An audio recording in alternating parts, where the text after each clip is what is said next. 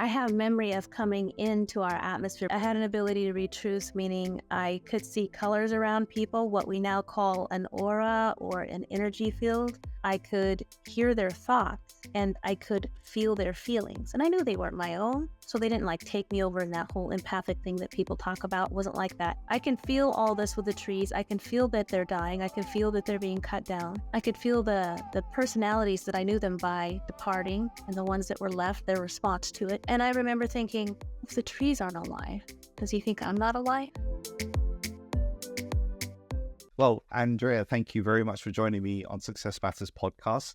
We met through a fellow contact, someone who's actually appeared on Success Matters before, Ruta, and we were on a course with her, and I was fascinated by your story and your background and everything that you were sharing on that course that we did. So let's start at the beginning, really. One of the things you shared with me is how you remember your birth, and that's fascinated me. So that really is the beginning, right? So could you share with us what it was like? What do you remember? How that memory actually manifests itself for you? Well, I think the memory's been with me a long time. I've only in the last couple of years started speaking about it because I learned right away that most people actually don't remember. And so they look at you with a little bit of a lens of like, what's wrong with you? Or they're just uncomfortable. So for me, when you ask me, start at the beginning, I think, well, the birth, but actually the birth isn't the beginning for me because I have memory of coming into our atmosphere as, I think, as what most people would call a soul or spirit form. I just understood it as me, my essence. But I came in I jumped off the edge, basically. There was a group that was like a goodbye group. I remember that. And I remember leaping off, and I remember them telling me that they were reminding me that where I was going was more limited than what I was used to. And I was pretty confident when I tossed over my shoulder at them, if you will. I was like, I got this. And there must have been some kind of barrier because I knew that once I entered the atmosphere, I wouldn't be able to hear them in the same way. Okay. But I remember I entered the atmosphere and was going over the top to the troposphere of the Earth, just going along. I knew where I was going, but it was like not, now as an adult, I would think of states and continents and countries, right? But it wasn't like that. I knew what the destination was and I went there. And as I got close, I started seeing that there was desert below me and bushes and, the landscape changed. And then I was above where I was supposed to be. And, when the memories first came to me, I didn't have, when in the experience, I didn't have the labels that I'm now using with you in conversation. I didn't have the language labels, but I can tell you now that what I was hovering over or just over wasn't even a sense of hovering. It was just over, was a tent. And what would be my mother and my father were in that tent. And I just had the sense of human doings down there. Right. And I had to line up, and I knew that I had to get the angle just right. I had to get the moment. I had to get the timing perfect. And I had to move fast when that moment was there. Like I just had to get it just perfect. And I remember lining up and knowing it wasn't any like in our space now, and as a mom now, like I know all about fear and all that kind of stuff that we experience, right? But there was none of that kind of sense of things. It was just a knowing that it had to be precisely correct. And so I remember entering and kind of assessing my surroundings and having a sense of being enclosed. I felt safe. I felt warm. And I remember surveying my surroundings, not like we would see with our eyes, but like a sense of like if you were to walk into a structure and say, is this structure sound? Like, right? Will it fall down around me or will it hold me? It was that kind of sense where you look around and make sure everything's as it should be. It was that kind of feeling. And it was, and I kind of settled into the space of where I was along for the ride. I was sort of in this restful, aware space. So I have all sorts of memories that are actually tied to my mom and my mom's stuff because it was like I was there with her, inside of her, like with her thought process, with her feeling process. And yet I was aware that I wasn't her, I was within her. A lot of love. I remember she used to pat her belly a lot. There was a lot. She used to pat her belly a lot, and I could feel the love. I could just feel it. Um, and so we traversed, and I didn't have those distinctions then that I have of time. So I'm, as an adult saying, yeah, it was around 9 months. But she had a really difficult time having me, and she had me in this little tiny doctor's clinic in Arizona, actually.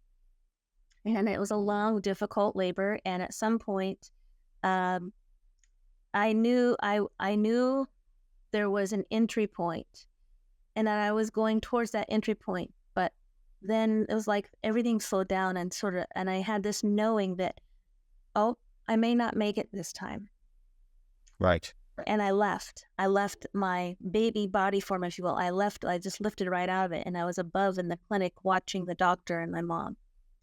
And he was really concerned, and he was telling her, I have to do something or I'm going to lose you both. And he picked up a tool, which at the time I'm just observing. I don't have labels for it, but I now understand, the tool he picked up was a what we call forceps. They're kind of like a wire that holds the head of a baby, like literally clamps over the head of a baby. And he pulled me out. And I remember watching this whole process. I was limp. I had this sort of coating on me. I was kind of bluish colored. And he was holding me in his hand, and he was rubbing my back. He was rubbing me, and he'd rub me like 3, 4, 5 times, kind of quick and briskly, and then nothing. And he did that for, I don't know, 3 or 4 times. And then I could feel him. It was like I could sense him and his anxiety. And he was getting really upset because I think he thought I wasn't going to live. And he grabbed me by the ankles, the baby by the ankles, and he flipped me upside down, and he went, smack, smack. And I knew by the second thump that it was going to be okay. I could enter. But just like the first entry with my mom, the entry into my baby self outside of my mom had to be just right too. Like I had to get it just right. So by the third set of, like I call them sets because it was like there was this pause between each time he would initiate. By the third set of thumps, I was in. And I remember that because I knew that my body and me, had to breathe. And that first breath was just sheer pain. It was fire. I remember that. And we cried. The baby cried. I cried. And I remember just everything in him went. And he said to my mom, you have a healthy baby girl. And I settled into my baby self in this sort of relaxed space going, I just had this knowing everything was going to be okay. Like I knew that. And so that's really the beginning of, like, I'd say my life this round, if you want to call it that, depending on, your system. And then we discussed that, I know, and I'm not sure where you want to go from there, but. Well, I mean, this is fascinating. And we talk about rebirth, reincarnation, and, there's all those elements. And I know some people have that sense of knowing where they were before they came into this particular life. When you shared this with your mum and you kind of shared the story, what was her reaction to this? My mom was really, she had a funny reaction.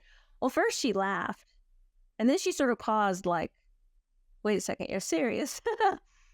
and so she asked me to tell her a couple of things. I did. And she says, oh, wow, you remember we had a blended family. And when I first joined that blended family, the older siblings weren't too pleased about that. Right. I knew that because what I didn't know back then and that I learned was that an ability to read truth was not always welcome. And I had an ability to read truth, meaning I could see colors around people, what we now call an aura or an energy field. I could see people's energy field.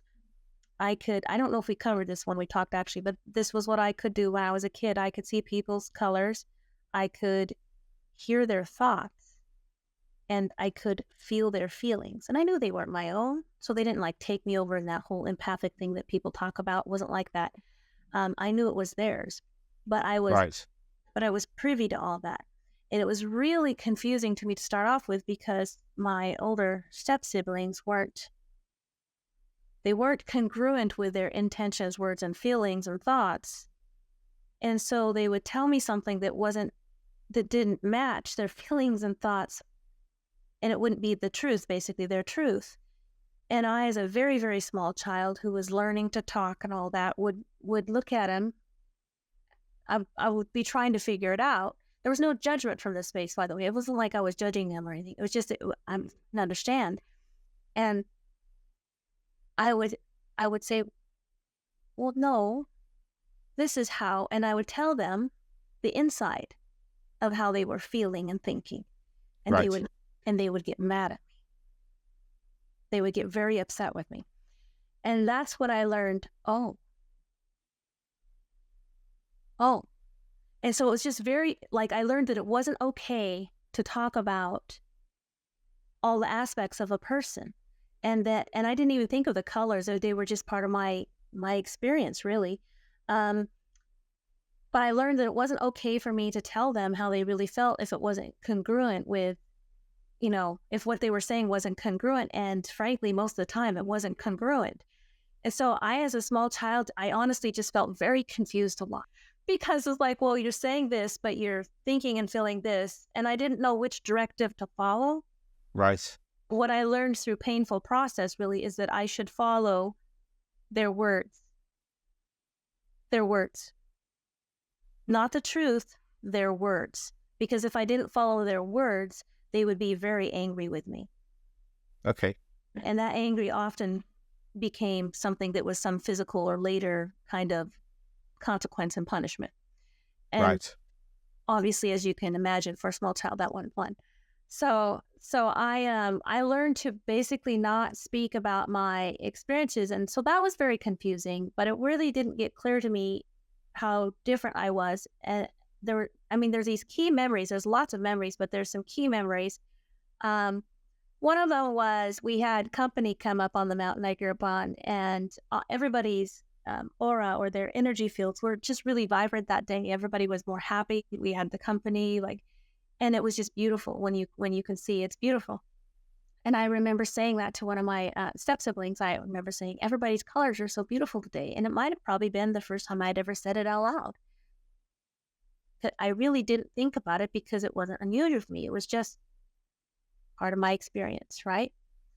And so I said that, and he said to me, "What do you mean?" And I said, the colors around you. And he said, "What?"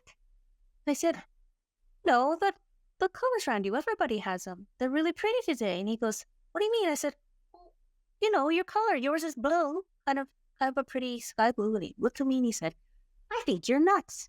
I think you're crazy." Yeah, I was just little. I remember looking over his shoulder up at a pine tree and, big, tall fir tree. And I remember thinking, am I nuts? And when I looked back down and looked at him, I couldn't see the colors anymore. All right. Just like that.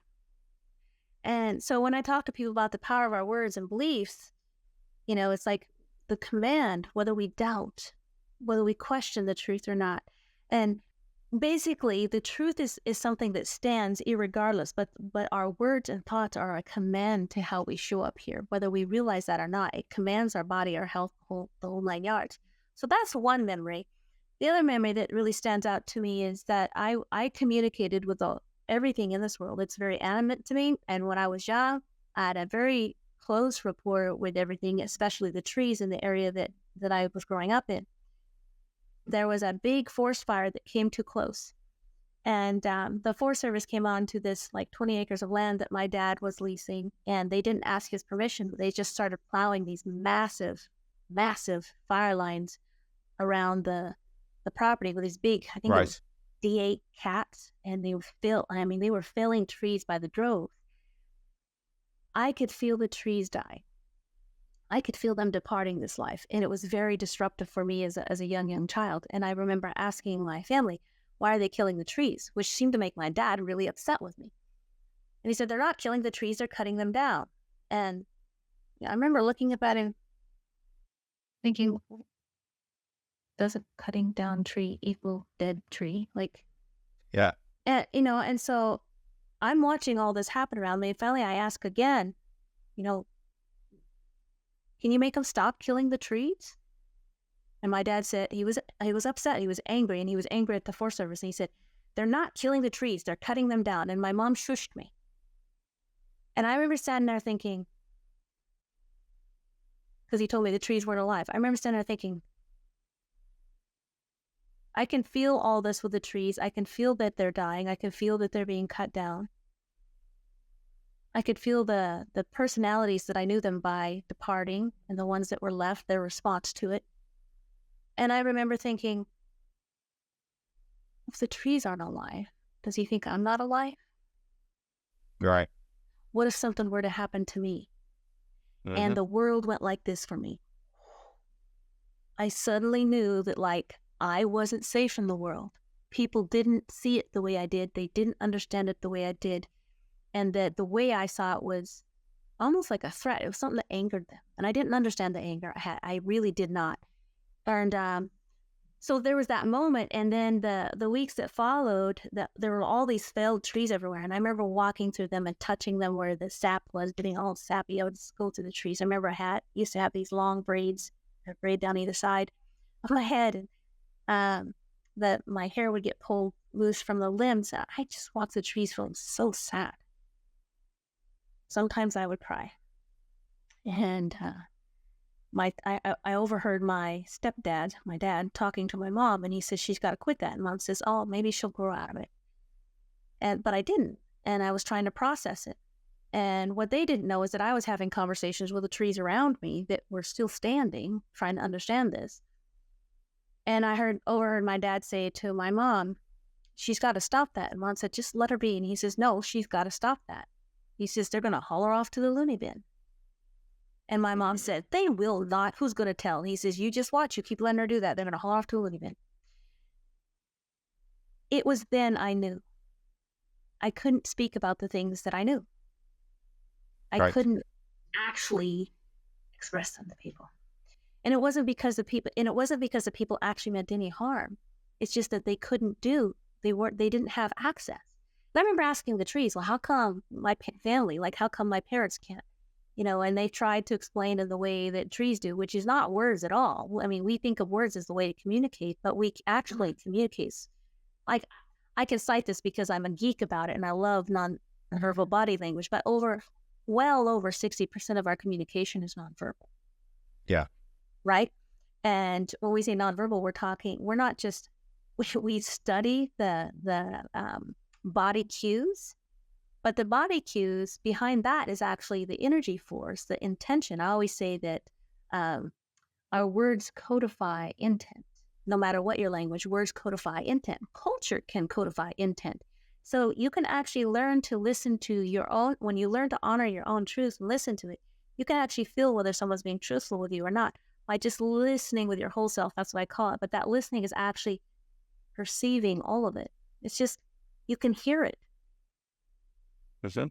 Right? Pulse equals impulse. And you can literally sense and hear when something is forced and when it's in its natural space. And when it's in its natural space, it just flows. Yeah, that's right? very true. And so that's some of my early experience. I wasn't sure where you wanted to go from here, but that's it is fascinating, Andrea. Every time we speak, it is just so fascinating. If we fast forward to kind of now, those superpowers that you had as a child, do you still have them? Have you kind of lost them because you've had to suppress them over time? What's the current situation with regards to those sorts of powers? That's so funny you say powers. Okay, so a number of things. First of all, I will say that the gifts that I was born with really come with just remembering, in essence, who I am beyond the existence of this physical space. And we all have that. And my point really is that all of us have quote unquote powers or special abilities or gifts, whatever you want to call it. It's just that most of us forget or we sort of shut them off because they're not condoned in the society or the family situation we're in. So we literally turn them off. So everybody, I'm not unique in this really. I'm unique in that I'm holding the memory and speaking into it and having the courage in a society that doesn't always societies, plural, that don't always understand or welcome, for that matter, talking this way. That's usually put out here in the really woo-woo realm, right? My one of my goals, I'll get to the question. One of my goals is when I work with people is I'm holding my hands out too far, but I'm like, there's this woo-woo space over here, and there's this really scientific space over here where you delve into things like quantum physics. And when I speak to people, what I'm seeking to do is actually pull those together and put them into a format that more generalized people, like people with more generalized understanding, can pick up and realize, oh, this isn't far out of the realm, and it's not so scientific, geeky speak, all the labels that are scientific that are hard for people to understand if you haven't studied science. You pull that understanding into that mainstream and show people how they actually connect, if they're saying the same thing or similar things. So that's one of my goals when I speak about these things with people. As to my powers and where I am today, I'm sorry, that amuses me so much. I would say that it's a kind of a mixed bag. So I don't see colors in the way that I used to. I sense them. But I don't actually pull that into my awareness most of the time. And when I do, it's almost an effort to actually perceive colors with my physical eyes like I used to. I have a sense about people. And I always say, I am very comfortable with people, whether it be a beggar on the street or the best dressed, multi-billionaire. I know who people are underneath how they're dressed. I just see it. I've always seen it. I know who people are. And Right. that can be scary to people. For me, it's very comforting because it's like, oh, I kind of know who I'm dealing with. So I don't really see the colors unless I sort of really focus in, and then I'll get this sort of faint kind of haze, I guess, around people and hints of color. But I really have to focus for that. And honestly, I don't hone it that much because I have so much other what I call data. It's not really data, but it's like It's kind input. of inputs, right? Just coming at you. Yeah. There's so many inputs that I perceive that sometimes if I haven't really addressed myself, my physical needs, my mental, emotional, spiritual needs, if I haven't really taken care of myself, I actually will get off track and it becomes overwhelming. This is why we'll quibble with it right now while we're here, but it's why I don't care for it when people use the term empath, because I say it's a loaded term, because the whole idea of empath is that we perceive all the dangers, right? And that we're overwhelmed by things. And I'm like, well, no, it's actually a very powerful space to sense things. It's just learning how to lean into it, read it and sort it and process it. It's the stuff we're not taught in school, right? We'll go to school and somebody doesn't teach us how to do this because not enough people do this. And so for me, it's a process of, I have so many data points coming in. I don't need the visual to go with it. I just don't need it. And I suppose if I wanted to hone it, I could, I just don't. So my data points, and I don't always pick up on thoughts now, by the way, so just put you at ease. I'm not sitting here reading Sanja's thoughts. But I do read intent, usually very profoundly. I read intent, and I read, I have a sense of who someone is and where they're headed, what they're doing. Like I'm having difficulty. I always have difficulty putting this into words because words are so constrictive to the perception. But it's like I said to you once when we were working with Ruth, in a really brief exchange, I said something like, "You light up the room," because with my non-visual aspect of self, of perceiving Sanja, you light up a room. You have the energy to come into a space and fill it with this sort of gracious joy, right? That opens people up. And it's really beautiful. And I can see that. And so for me, it's like, it's always a gift. And the thing that I think maybe people don't understand, and maybe what is frightening for people, so to kind of tie it up, is that if somebody has what they perceive as powers, whatever label they want to use, it can be intimidating and scary for people. But really what happens is that the more aware you are in a certain kind of way, the more bound you are, because we live in a free will zone, but in that free will zone, we have to have complete respect. If we want to have the power, we actually have to respect the power, which means I don't get to tell someone else what I know. I don't get to tell someone else a different path. I don't get to tell them how they feel, what they think, or that I know who they really are unless they ask me. If you're Right. really honoring what I call universal law, you don't get to do any of that unless somebody asks you. It's all just there, and it's like you're a watcher of things. That's it. Yeah. You don't get to do, you don't get to act, blah, blah, blah, on all of that, right? So I don't know if that's helpful for people. It reminds me actually of so in neurolinguistic programming, you learn that we're receiving millions of data points all the time, Yes, right? always, yeah. Billions. Our bodies right now are receiving information from the chairs we're sitting on, from the temperature, from the sounds, from the smells, everything. But our brains filter those out, right, to try and focus on just what's important here and now. Yes. And it almost sounds to me like your brain is just absorbing all of that. It's just taking all of that in, and it's not necessarily filtering it in the way in which someone else's brain might filter it, right? Yours is just like taking it, and it's not necessarily looking to filter it or do anything specifically. It's just, it's there, right? It's just, it's data points. So then you might look at certain data for certain things, but other data for other things. And you've got that freedom compared to maybe someone like me, where I know that I filter out a lot of the data that's coming into me because I'm concentrating on certain things at a certain time. So that's how I'm kind of rationalizing it in my mind, and how I'm kind of trying to bring it together. Right. It's not far off. I mean, I would say that actually that would be part of the space. It's really interesting that, so we all filter, myself included. And if I get too tired, like for example, if I get too tired and I don't take enough care of myself, I will actually literally shield. I'll put up like an energetic shield holding my mentality because I'm tired. But I know that if I've gotten to the space where I need to shield, that I need to be doing some self-care with myself, because it's not other people. Like if people are you can feel whether people are intentionally harmful or not, or if they're just where they are at on their journey. And frankly, most people are just where they're at on their journey, and in a certain, they're unawares. We'll put it that way. They're unawares. You know, it's like, I used to, a fun example would be when I was in my 20s. I loved quotes and poetry, and I still do. And I used to get so upset at these people, these drivers that would like cut in front of me and put everybody in danger, right? And just reckless driving, or they would, do these wild things. And I would just be like, what? No, I was never somebody that got into road rage or, made obscene gestures or anything, but I would get upset. I'd be like, what is your problem? And then I read this book.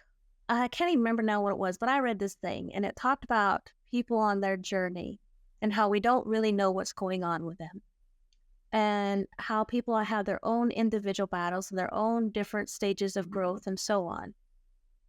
And I realized, you know what? Unless you're keyed into it and zeroed into it, you don't actually know, because you're in a sea of data. You're in a sea of inputs with people, nature, everything. You're in a sea of it. And unless you focus on it, you may not know what's going on. So my practice became, when I would catch myself getting annoyed with someone, would be to say to myself, bless you. Not in that sarcastic way that we have here in the South of the United States, where they go, oh, bless your little heart. Not that one. but like understanding, you know what? I don't know. Maybe they're rushing to the hospital. Maybe they have an important meeting and they're frightened. And somebody could say, well, somebody's life is more important than the meeting. But actually, most of us, when you start studying neurology, most humans really operate on that old paradigm of like, I always say we have dinosaur brains and way advanced like soul energetic forms. And if we allow them to come together, they meld really well. But usually we're operating on that dino capability, meaning it's instinctual survival. And so it used to be, if you didn't get the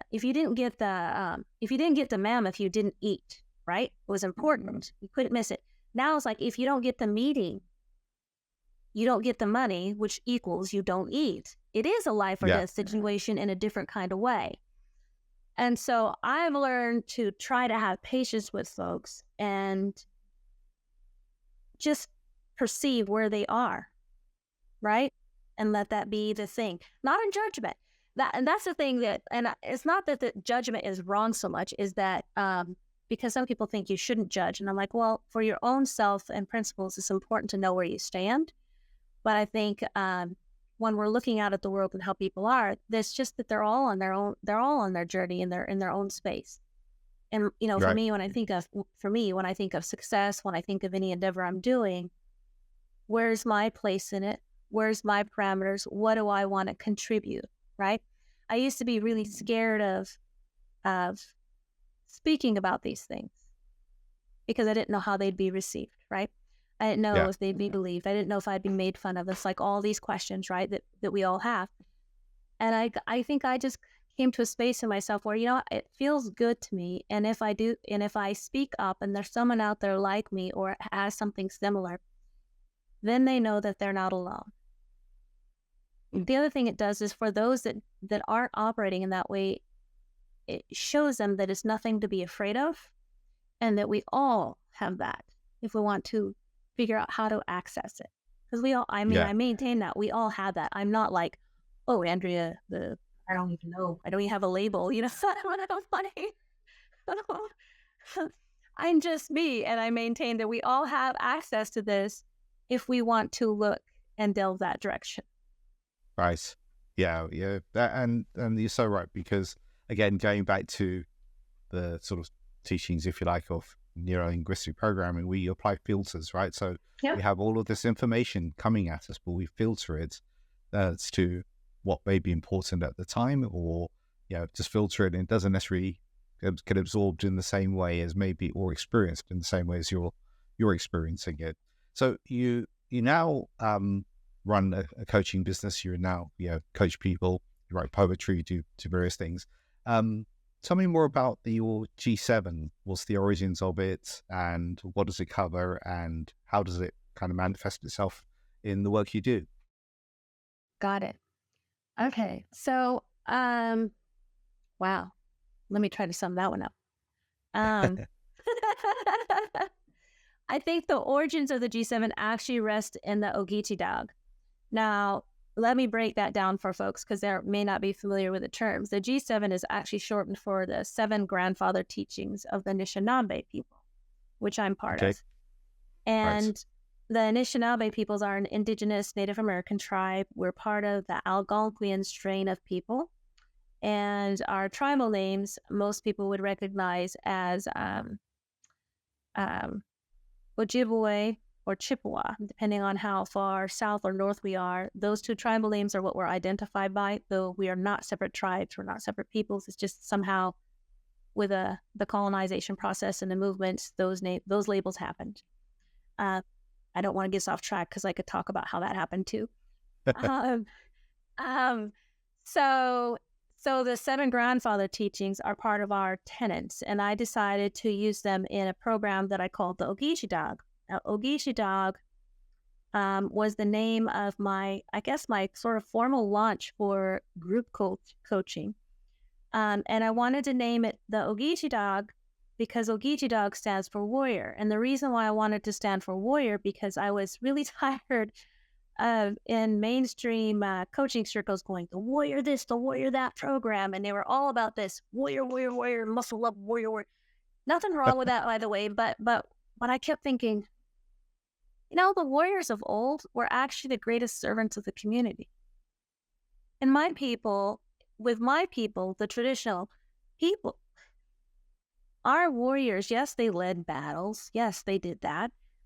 But they also made sure that whoever didn't have enough food in the community or the village was getting enough food. They were making sure that the widower got the help she needed. They were making sure that the orphan who just lost his mom or dad was getting the mentoring he needed. They were the greatest contributors to the community. That's what it meant to be a leader, to be a warrior. It wasn't just fighting. And so I wanted to divorce this. I wanted to sort of divorce this idea of warriors being all about rah, rah, rah, fighting. It's more than that, right? It's about a powerful servant leadership position that also honors the self. And so I had this concept that I wanted to work with and bring into a group coaching setting that I called the Ogeechee Dog. So I I had a group open for a while, and I did group coaching under the Ogeechee banner. Now, I never talked about the stuff I'm necessarily talking about with you very much. I didn't go over the 7 grandfather teachings. I just coached this group of people. And I think we must have met about 6 months in when one of the guys said, wait a second, are you teaching us from indigenous principles? And I was like, well, yeah. He said, well, you never told us that. And I said, yeah.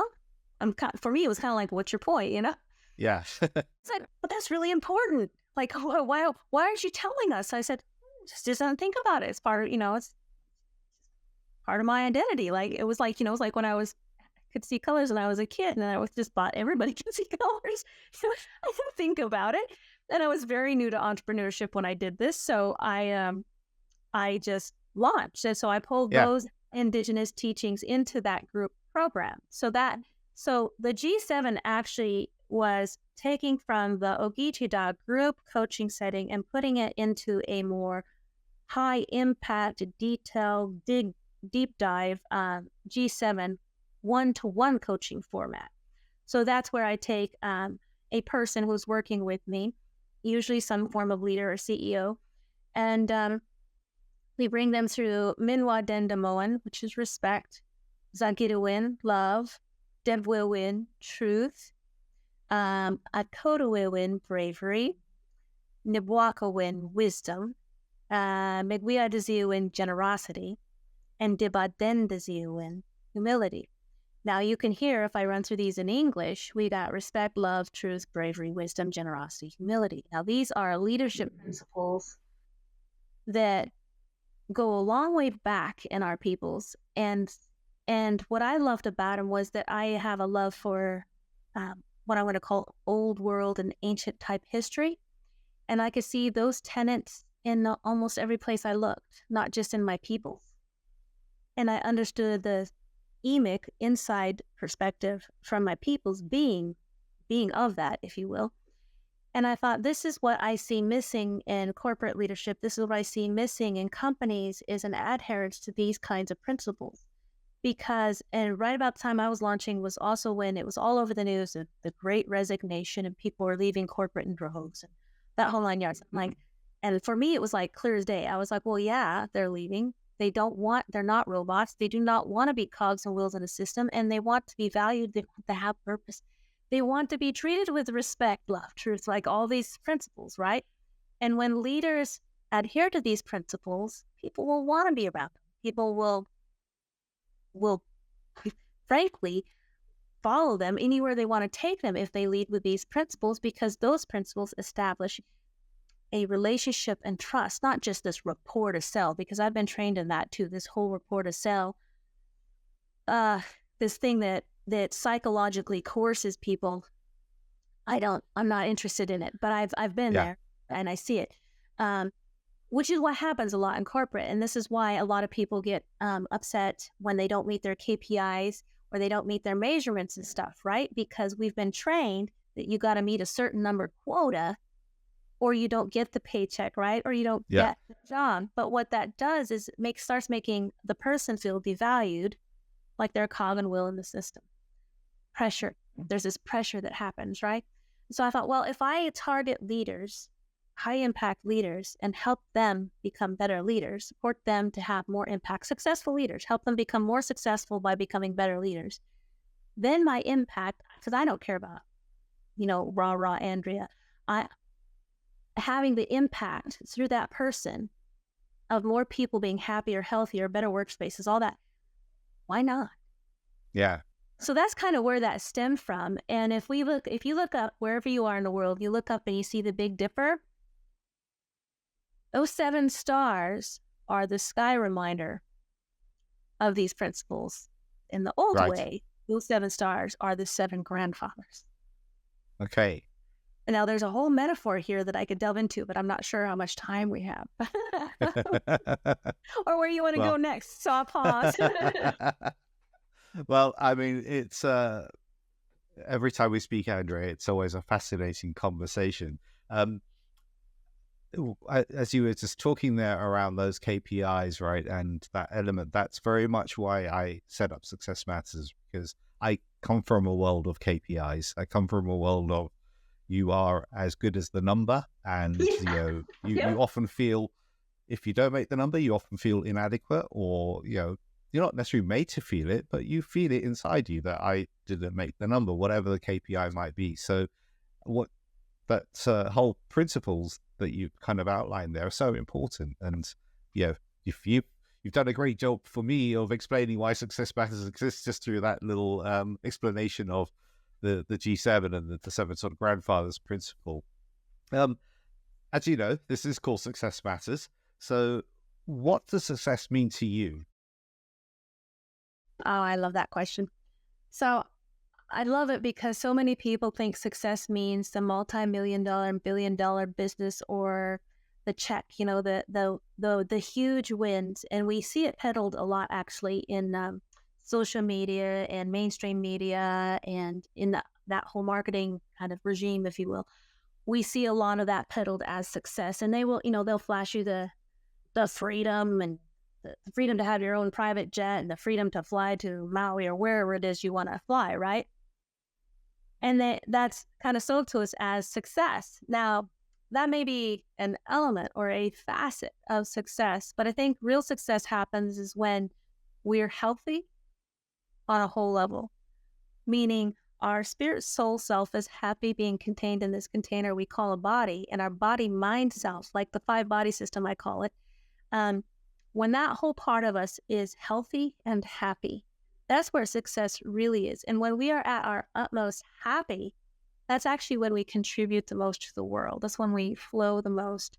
It's when we create the best product or service, whatever it is.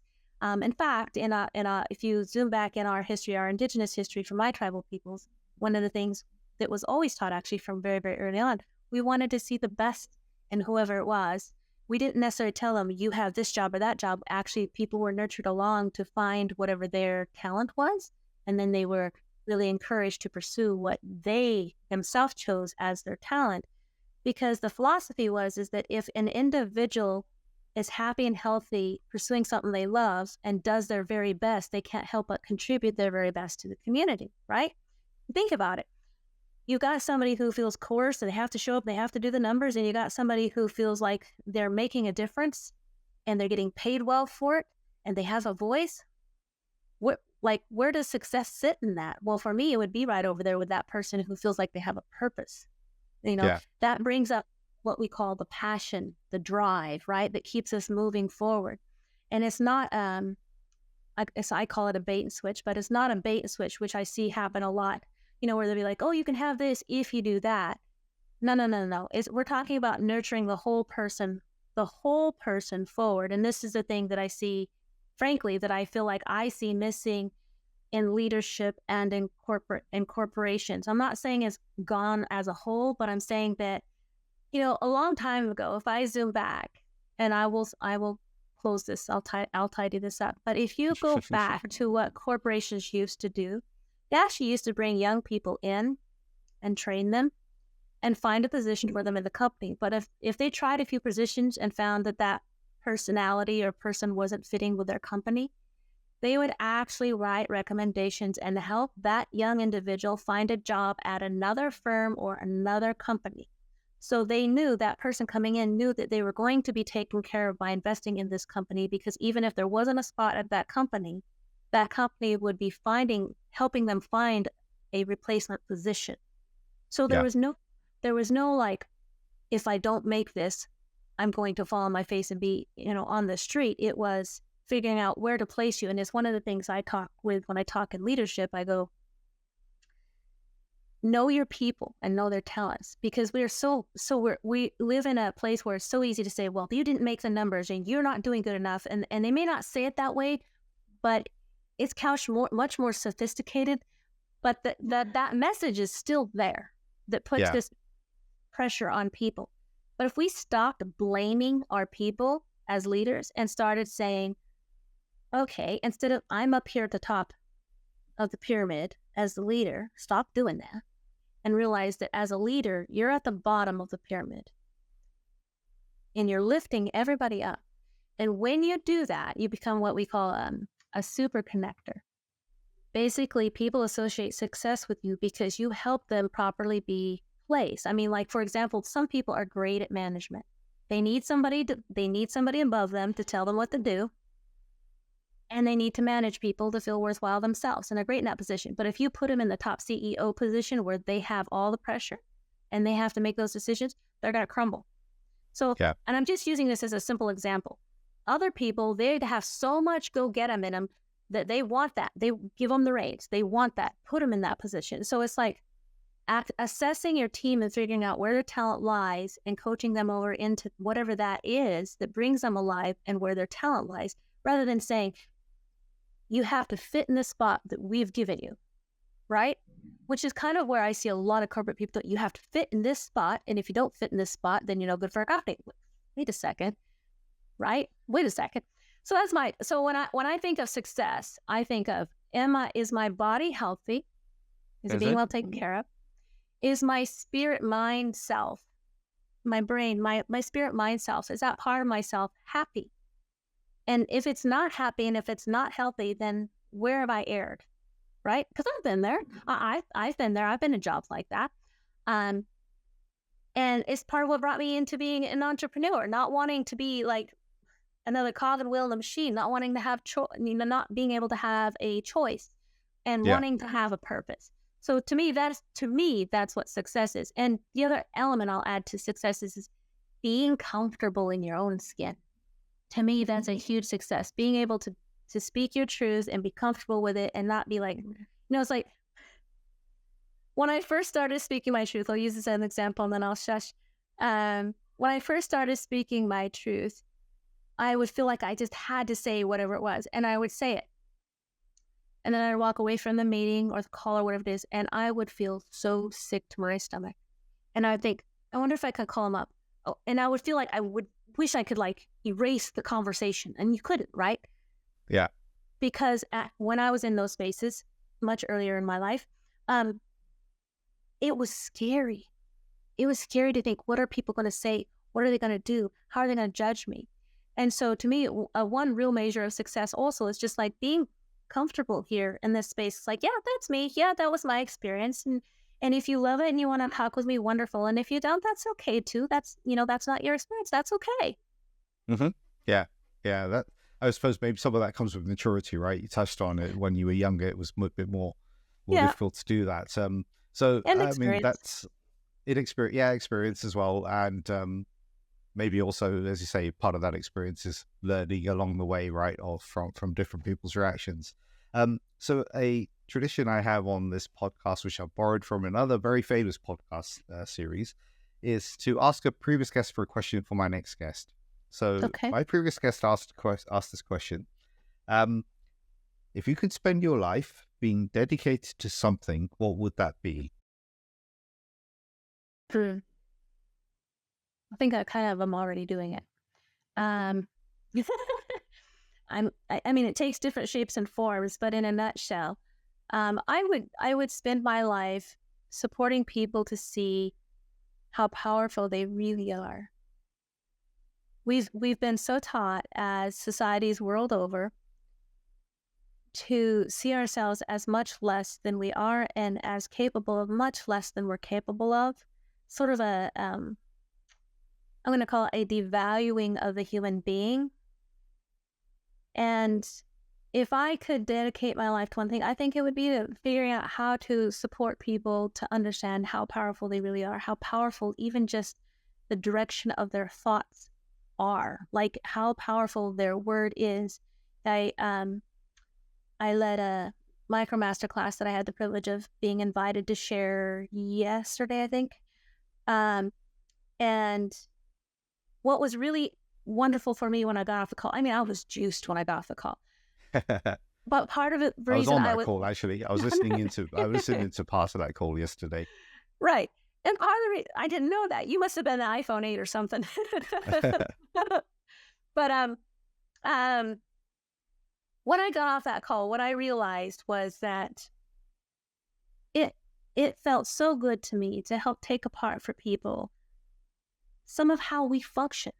just the basic, how we function, to give them sort of, a handful of keys here to try. And for me, what I loved about it was because it's an invite, right? It's always an invite, because we are so conditioned to going to someone because they have the answers, or we're sort of handing over our power to them. And I'm like, don't hand me the power, please. This is your life, your choice. But let me gift you with some of the knowledge I've learned. And I invite you to take from what resonates, what feels good, what you know is right for you. Take from that. If it doesn't, then it doesn't, right? It's not your journey. That's fine. But what feels good to me is to offer that, because I think that in my life, being able to experience freedom in the form of beginning to understand how powerful we are as humans has been incredibly free. It has just changed my whole life, like on every single level. There's not a level that's not touched by that. And so I think that's what I would dedicate my life to. Now, it may take different forms, but that's what I would do.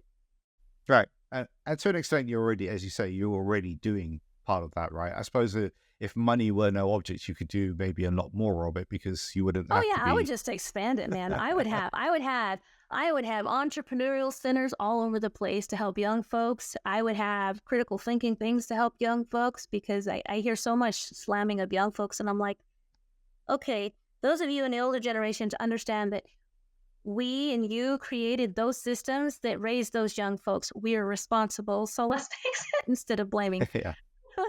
So Yeah, do those things. Yeah, I would have a ton of stuff. I would just expand it, and then I would probably try to bring on people that were smarter than me, and build it bigger. Yeah, no, that's cool. Do you have a question for my next guest? Do I have a question for your next guest? Oh gosh.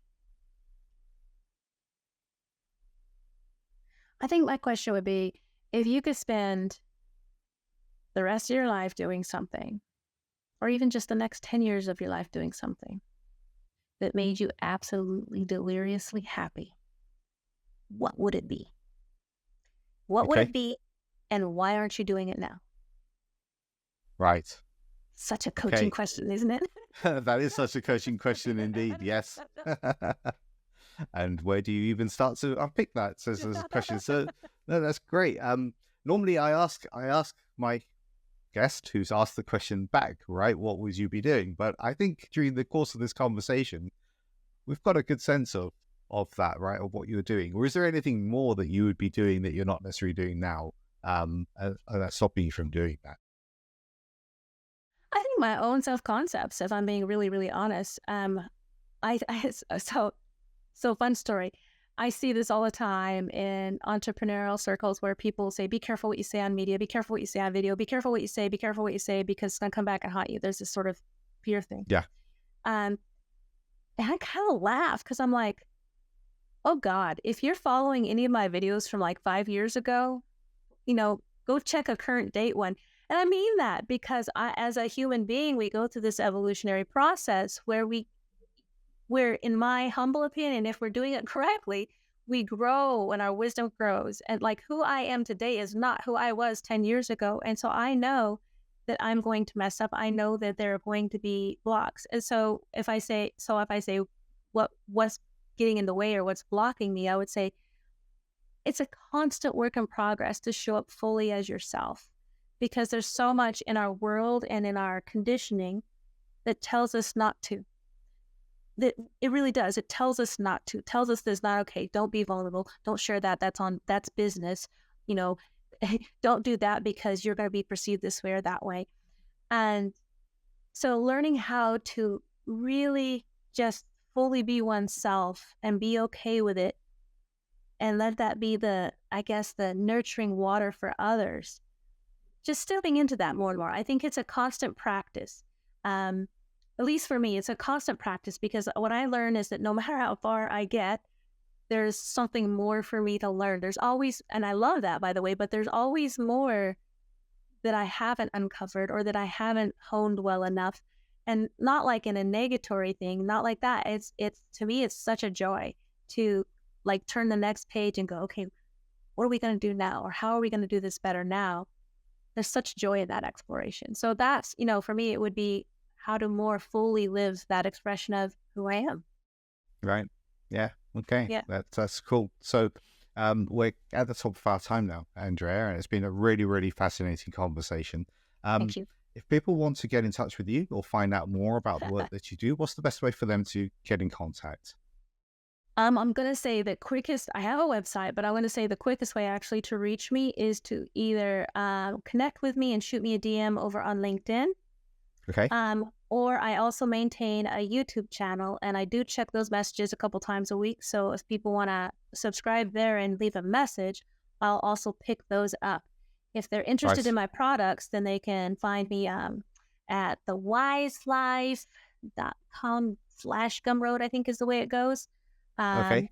As my business name is The Wise Life. And then, of course, we love the business. But the quickest ways, if we're looking for speed and action, the quickest way is definitely those.